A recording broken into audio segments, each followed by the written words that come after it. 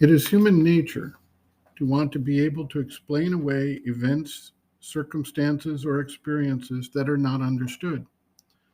For much of human existence, the rising and setting of the sun and moon, the existence of the stars, the power of the oceans, the wind, or the storms, were described as actions of gods who controlled these things. Human events have been instilled with significance by somehow tying them to the will of an unseen power, a god, or some mechanism of fate. With the rise of science, many phenomena formerly termed to be miraculous or the result of divine action have been revealed in their material nature to be processes we call laws of nature.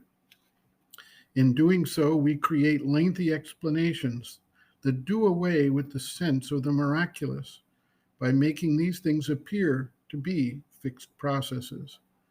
Similarly, as science explores the workings of the senses, the nervous system, and the brain, it has begun to describe the operations of these instruments of perception, analysis, understanding, and action.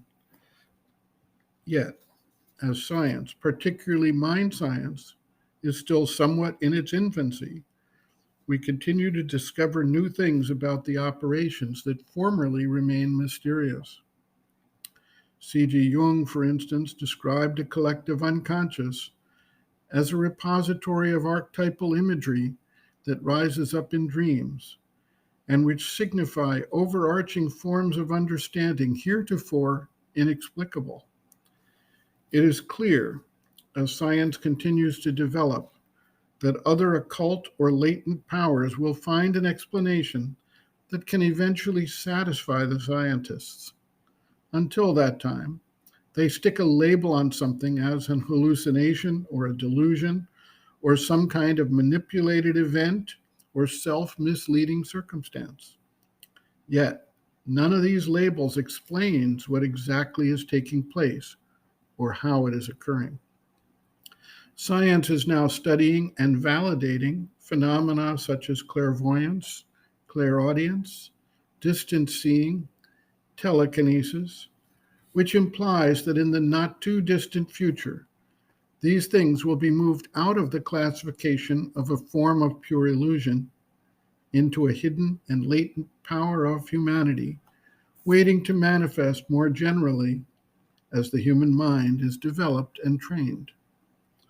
Sri Aurobindo observes, quote, "No, it was neither optical illusion, nor hallucination, nor coincidence, nor autosuggestion, nor any of the other ponderous and vacant polysyllables by which physical science tries to explain away, or rather, avoid explaining the scientifically inexplicable.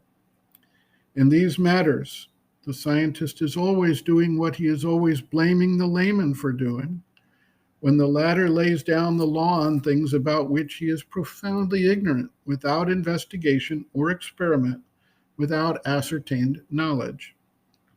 Simply by evolving a theory or a priori idea out of his own mind and plastering it as a label on the unexplained phenomena.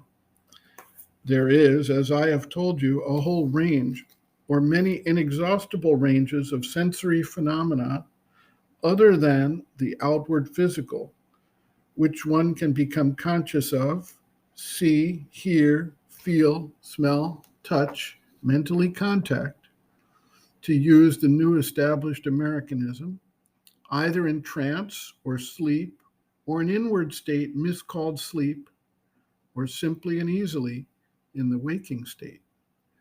This faculty of sensing supraphysical things internally or externalizing them, so to speak, so that they become visible, audible, sensible to the outward eye, ear, even touch, just as are gross physical objects.